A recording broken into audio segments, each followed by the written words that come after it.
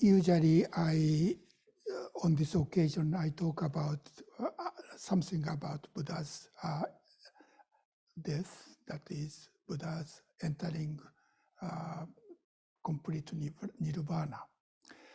A few months ago, I wrote my article on Dogen Zenji's Chinese poems about Parinirvana. So I'd like to talk on that poem. This is a part of Dogen Zenji's, Dharma Hall discourse included in Eihei Korok. That is a part of discourse 486. Eihei Korok include about 530 discourses, and this is 486. So that means it's this speech was given late in his life. Actually, this Dharma discourse was given in 15th day of second month in 1252. If you are familiar with Dogen Zenji's life, he passed away in 53. So this is a year before his death, Dogen's death. So this is a last Dharma discourse about Parinirvana of Shakyamuni Buddha.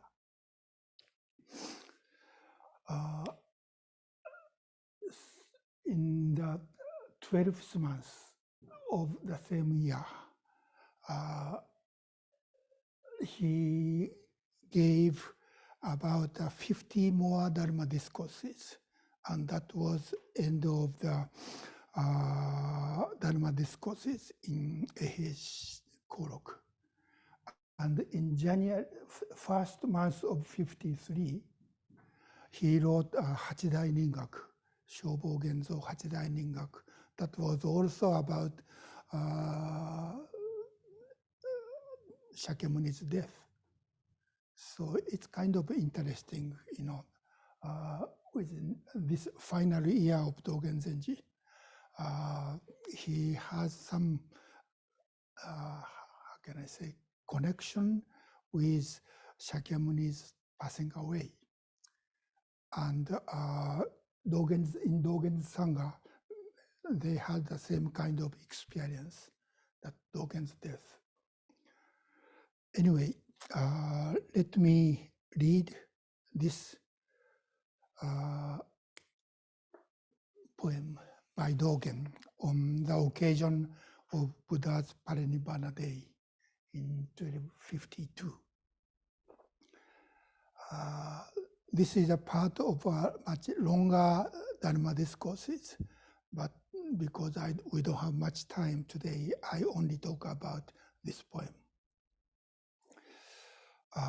The poem in Eihei Korok, or Dogen's extensive record, is as follows. If you read the website of Dogen Institute, you may read my article, so you may remember this poem. That is, in Crane Forest, with the moon fallen, how could dawn appear? In Kushinagara, flowers wither, and spring is not spring. Amid love and yearning, what can this confused sun do? I wish to stop these red tears and join in wholesome action. Let me read this again. In Crane Forest, with the moon fallen, how could dawn appear? In Kushinagara, flowers wither, and spring is not spring. amid love and yearning. What can this confused sun do? I wish to stop these red tears and join in wholesome action.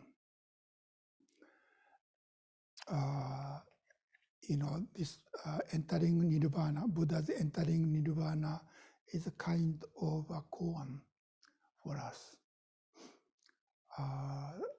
We always have a two sides of our life, not only Shakyamuni's life, but all of our lives. That means when Buddha Shakyamuni passed away, for his students or disciples, they lost their teachers. So it was very sad time, and they felt impermanence. So this is a sad occasion. But somehow there's another side of our life, or Buddha's life, appeared on this occasion. Well, in the Parinirvana Sutta, in the Parinikaya, Shakyamuni, when he was dying, right before he was dying, he talked to Ananda. Ananda was the Buddha's personal attendant for many years. But somehow Ananda was not yet Arhat yet. That means he was not enlightened. And so Buddha said to Ananda, Ananda, it may be that you will think the teacher's instruction has ceased. Now we have no teacher. It should not be seen like this. Ananda, for what I have taught and explained to you as Dhamma. In Pali, Dharma is Dhamma. Dhamma and discipline. In this case, discipline refers to Vinaya, how to practice. So Dharma, that is sutra and precept, will at my passing be your teacher.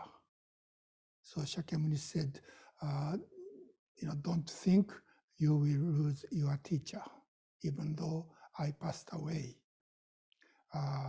My teaching and my explanation how to practice, and also the precept will be your teacher. So don't worry about this. That means don't worry about my dying. And later, probably, I don't know how late, but there is another sutra. This is not Pali, this is Chinese translation. But I'm not sure what is the Indian origin. There is a sutra about Buddha's final teaching. In Japanese called Butsu Yui Kyo Gyo. Into English, it translated, the title of the sutra is translated as the Sutra on the Buddha's bequeathed teaching.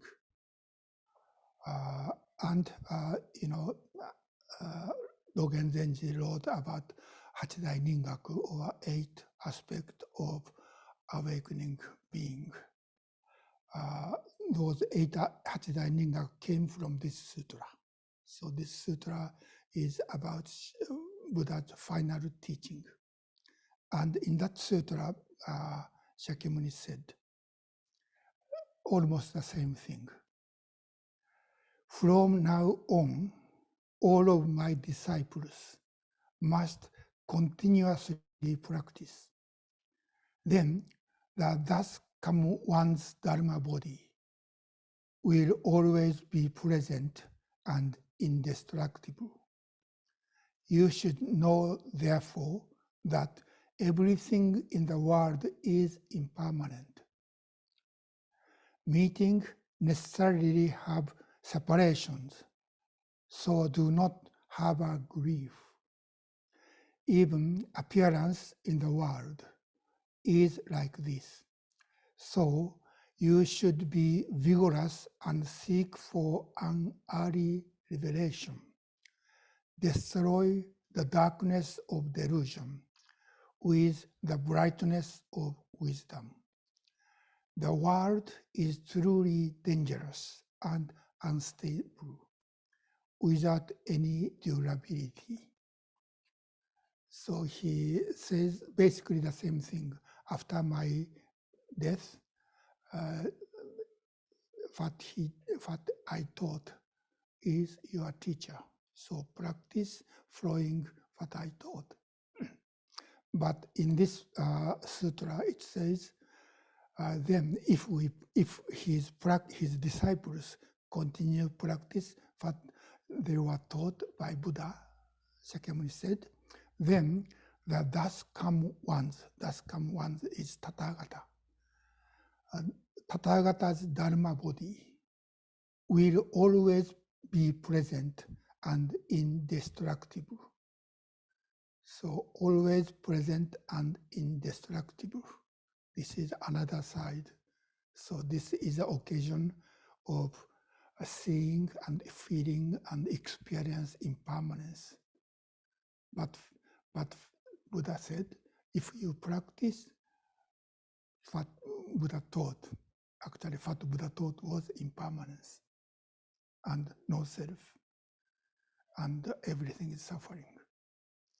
So if his disciples continue to practice what Buddha taught, it said his Tathagata's Dharma body will always be present and indestructible. That means Tathagata's Dharma body never ceases. So here is impermanence and something which never ceases. That is Buddha's Dharmakaya, Dharma body. And Dharma body is, in my expression, eternal. Eternal Dharma body and impermanence are both there.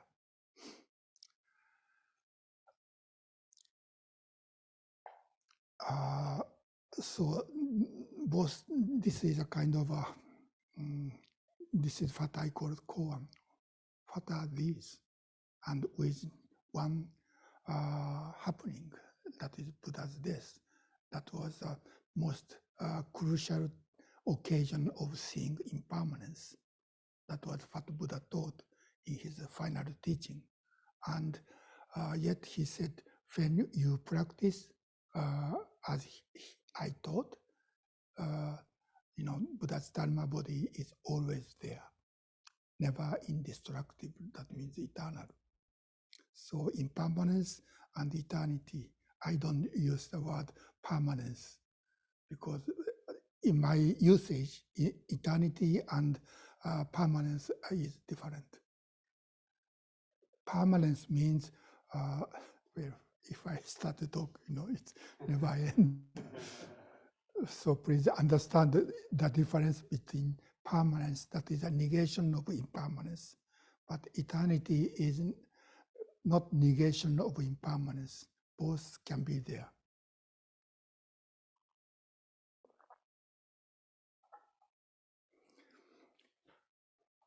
And Dogen Zenji says the same thing in this Dharma Discourse 486.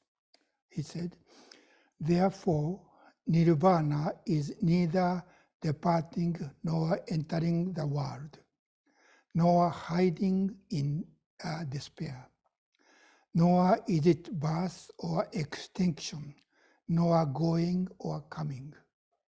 And yet, simply when the opportunity and conditions join together, Parinirvana is manifested. This night is a day, Shakyamuni passed away. This night, Buddha entered Nirvana. This is Dogen saying. This night, Buddha entered Nirvana. under the twin Sara tree. And yet it is said that he always abide on Vulture Peak. This, he always abide on Vulture Peak came from the Lotus Sutra. In the chapter 16, the title of the chapter is The Lifespan of Tathagata, Nyorai Jiryohon. And in that chapter, Buddha said, people think he was born on certain time in Lumbini Park, and he left his father's palace at certain times, and he practiced several years, and he attained enlightenment. And after that, he taught about 40 years and passed away. That was the history, the life of Shakyamuni Buddha as a human beings. But in that chapter 16, he said his life actually is much longer, and he attained awakening and became Buddha, almost beginning, many kalpas ago. And his appearance as a human being and attaining enlightenment, teaching, and passing away is a skillful means to teach his student impermanence. But his lifespan is really eternal. So Dogen is also talking about these two sides, impermanence and eternal Dharma body, or Buddha's eternal life.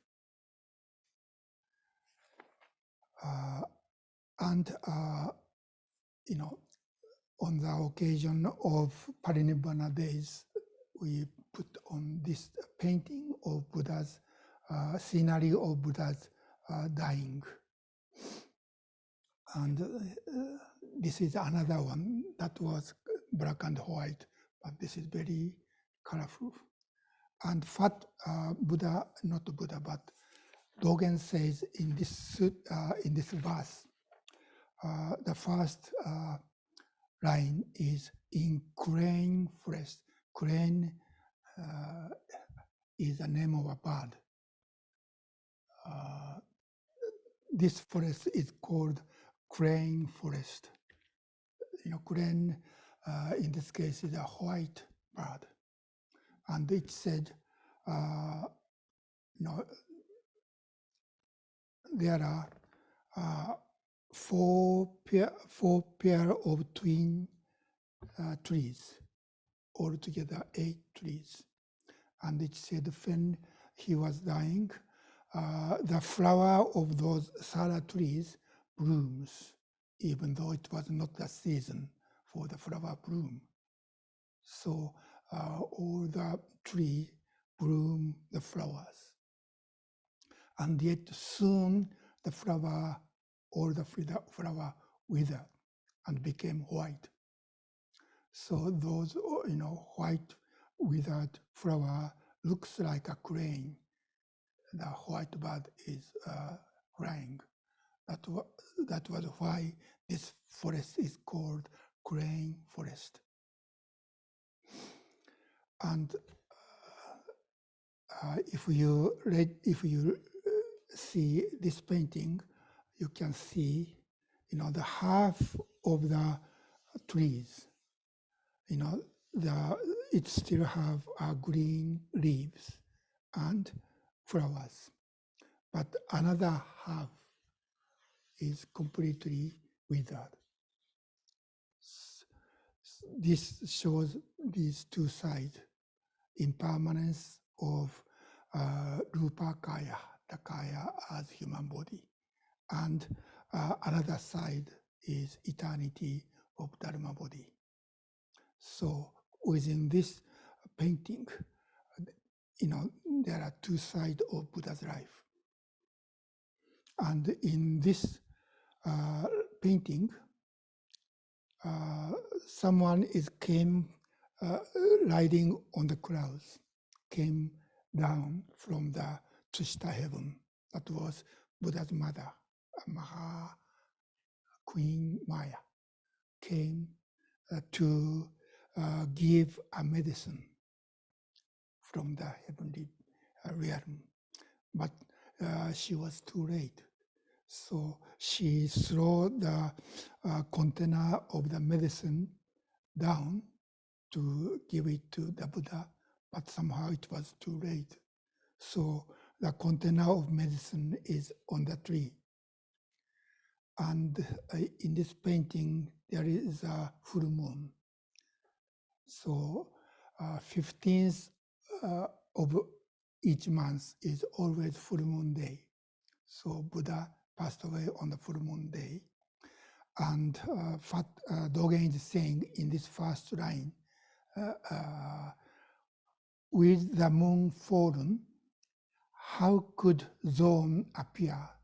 So this is after Buddha's passing away. The full moon set, so it became completely dark. But even though the dawn is coming, but still for those people, especially people like Ananda, this world became dark.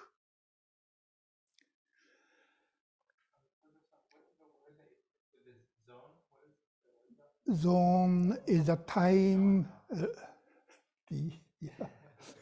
okay, right before sunrise. So it's almost morning, but still it's dark. Could you pronounce the word again? Dawn. Okay. Still it's dark for those people. And in Kushinagara, second line, flowers wither. So all the flowers withered and became white. That's why this forest is called green forest. And spring is not spring. January is the winter for us, but in India, second month is not really cold, not cold like this, but it's almost spring. In the solar, in lunar calendar,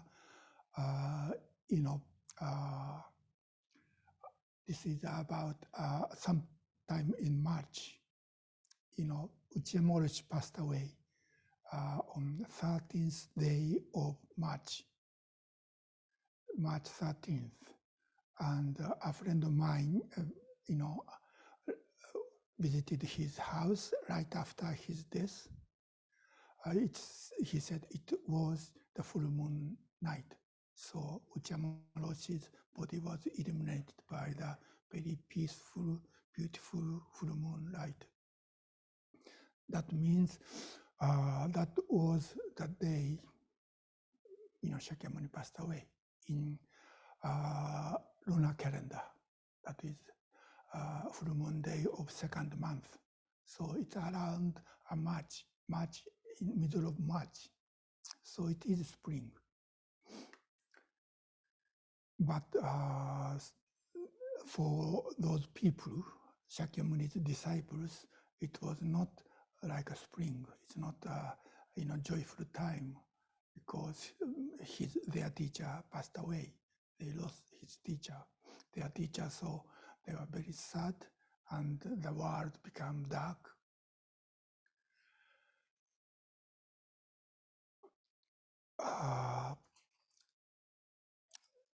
So in the first two lines, Dogen describe,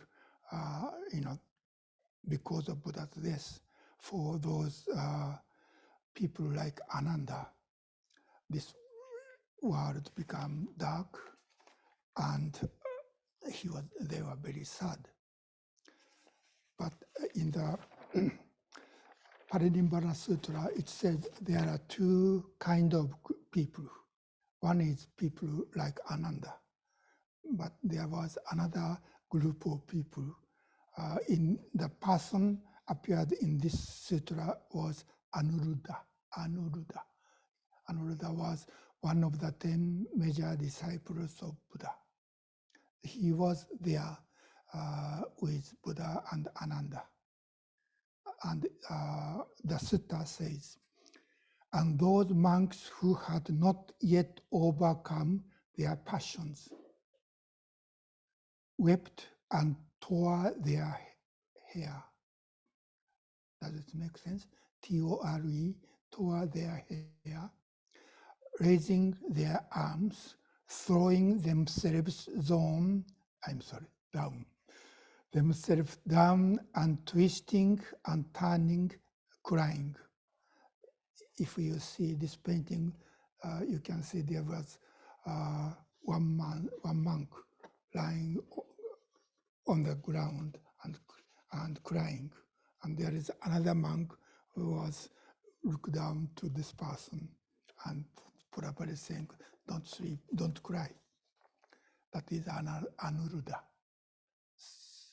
So one group or most of people are crying because of Buddha's death.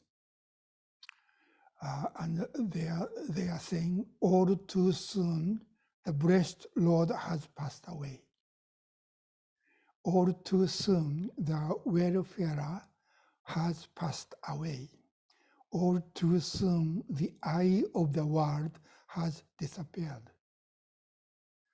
But those monks, another kind of monks, but those monks who were free from craving, endured mindfully and clearly aware. So those are enlightened disciples, saying, all compounded things are impermanent. What is the use of this? What of the use of this means crying. So there are two groups of people. One group was like Ananda, who are not enlightened, and they were crying. And there were another group of monks who are enlightened, who are already arahat, and they, because they are free from their delusions, they didn't cry.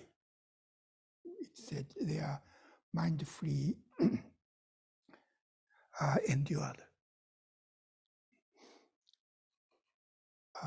To me, this is interesting. This is when he wrote this poem. He was 52, the year before his own dying.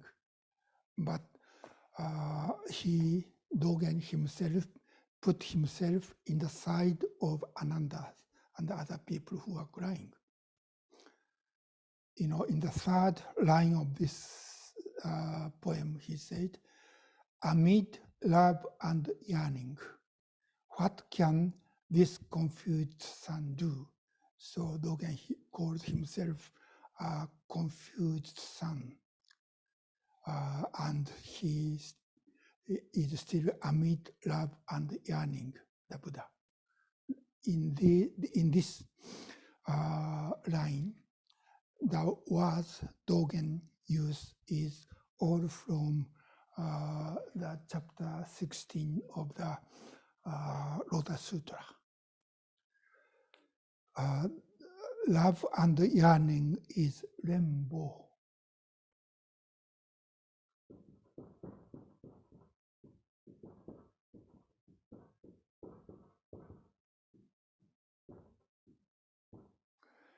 And this confused son is 10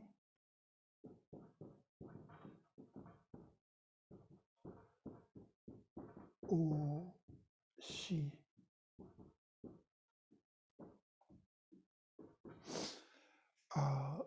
10 means upside down.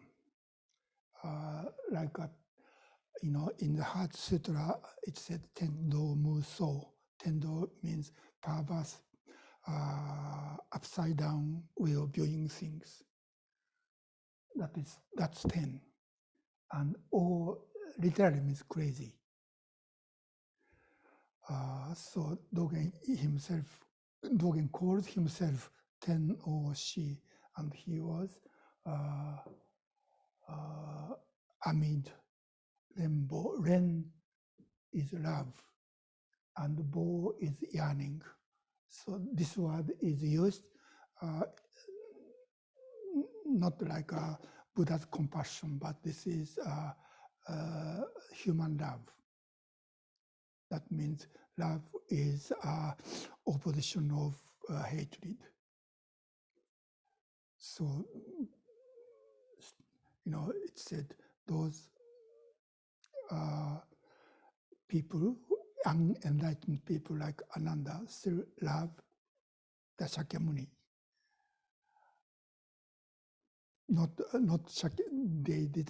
They not yet seen the Dharmakaya, Dharma body Buddha, but they saw Buddha as a Rupakaya or human beings. So they are sad because this beloved person who they love disappeared. But those enlightened persons see not on Rupakaya or Dharma body, human body is impermanent, so sooner or later it disappeared. So they didn't need to cry because they see the impermanent, the reality, another side of reality that is not arising and perishing, but not arising and not perishing. These expressions came in the verse, very long verse in the chapter 16. The word love and yearning came from one part of this very long verse that said, Buddha is saying, my life is eternal. I never die. So I am always here. But due to my divine powers, perverse living beings fail to see me. This perverse living beings is this 10, upside down.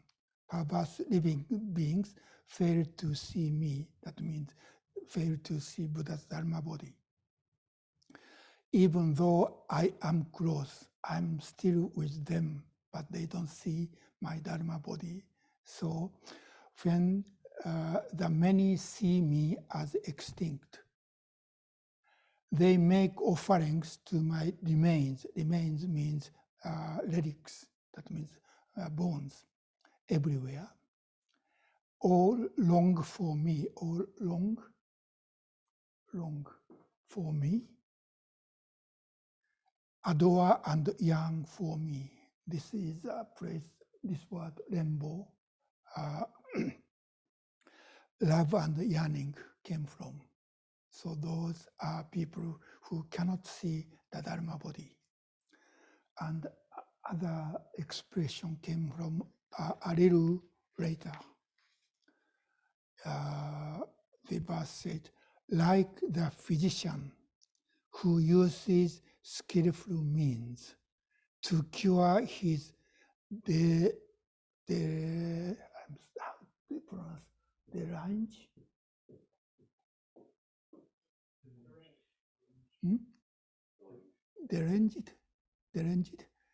to cure his deranged child. This deranged child is or she. So upside down, perversive, deranged child. Dogen called himself like people, this deranged child. Though actually alive, he announces his death, yet cannot be charged with lying. I am the father of this world. healing all who suffer or are sick, for the sake of ordinary perverse people. Again, this perverse appeared. Perverse people, though truly alive, I say I am extinct. To me, interesting thing is Dogen, put himself in the side of deluded, perversive people and crying. I think he could put another side, like Anuruddha's. Because he sees impermanence, and that means 5 skandhas and emptiness of 5 skandhas. When we cannot see emptiness of 5 skandhas, when we see when 5 skandhas appear, we become happy, and when 5 skandhas disappear, we become sad. But when we see no arising and no perishing, then we are not overwhelmed by our emotions. So there are 2 sides, and there are 2 groups of people. I'm pretty sure Dogen can see both sides. But somehow in this poem, he put himself in this side, that was people who are crying. To me, this is interesting. And in this article on this poem, I didn't write because I didn't understand what this means.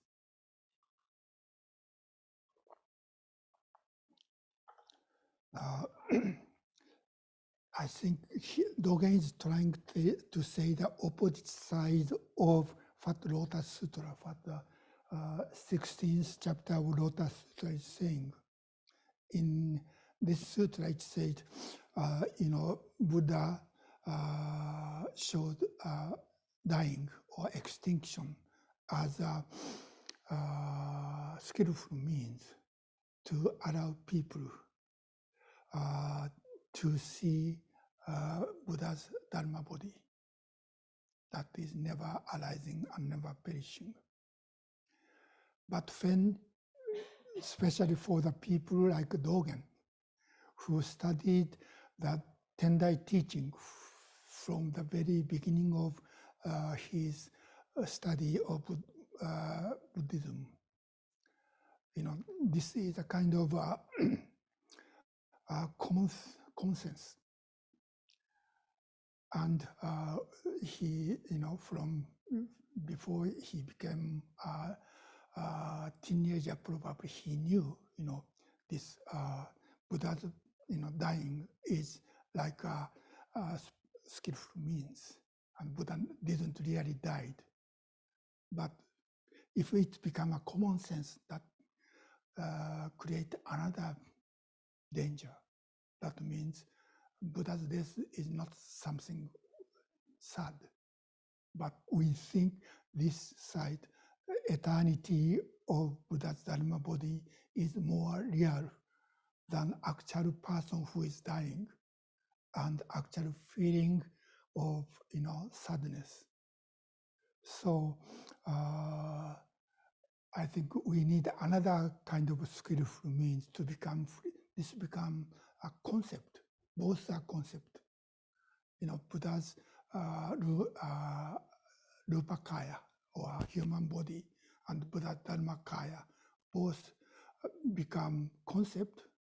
And when we study that kind of Buddhist philosophy, we think this is more real than actual impermanent things. This is another kind of upside down way of viewing our life. So I think Dogen is trying to show another side. Even Buddha's Dharmakaya is skillful means to see, to allow us to see the actual arising and perishing, the importance of actual living and dying, and our feeling of sadness. And we love and yearn that person actually dying. Otherwise, we may become free from sadness, or we may not overwhelmed by that emotion, but still somehow there is another danger here. That means we become kind of not there. The actual reality of living and dying. So I think Dogen is trying to say, the idea or teaching of eternal Dharma body is skillful means. And actual life we can live with this actual five skandhas is, when someone we love is dying, we feel, pain and sadness, and that is important. Otherwise, we become kind of indifferent. This is not reality. That's another problem or difficulty. I'm not sure, when Dogen became sick, that caused his dying. That his biography said around the autumn, fall of 1252, he became sick. But possibly he may have some feeling that his life was not so long. So he kind of feeling that the importance of five skandhas, even though this is impermanent, and yet this is real life. Of course, to see emptiness, that means neither arising nor perishing, is important to become free from this emotional reaction to the reality. But if we think this Dharma body is more real than the real living and dying, that is another sickness, I think. I think that is what Dogen want to show us by writing this poem. Well, I don't have watch. What time is it? Okay, I think because we need to do ceremony, I think that's long enough.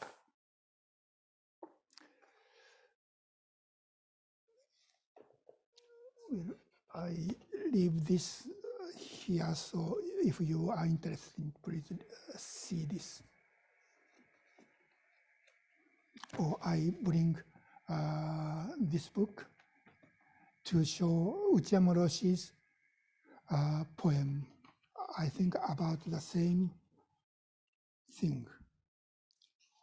This is a collection of Uchiyama Roshi's poems about life and death, and we made this book on the occasion of 15th anniversary. So you may remember Uchiyama Roshi wrote about his own personal life and death. He says, though poor, never poor. Though sick, never sick. Though aging, never aging. Though dying, never dying. Reality prior to division. Herein lies in unlimited depth. Though poor, never poor. Though sick, never sick. Though aging, never aging. Though dying, never dying. Reality prior to division. Herein lies unlimited path. This poem was written when Uchiyama Roshi was about 70 years old. At that time, he was very sick, and we expected he was dying. and probably he himself think so. So he, in the introduction of this collection of poem, he said to clearly understand what life and death for himself, he wrote, he made this collection of poems.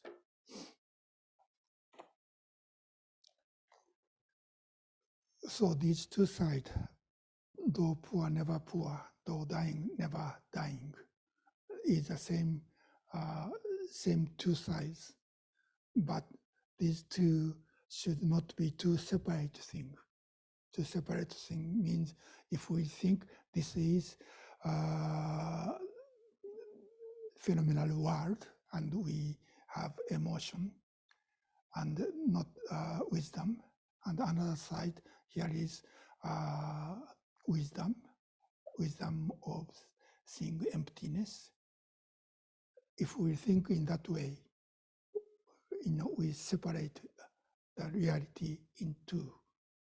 So we need to see as our personal life, to see as these two are not two separate sides, but one side. And to live this life, including both, he said there is unlimited depth, means we can understand, but understanding, both are there, is a kind of a shallow understanding. But we can deepen our understanding and through our practice and become more and more, what is the word? Close to that reality. Well, that is what I have to say this morning. So this is not simply the occasion to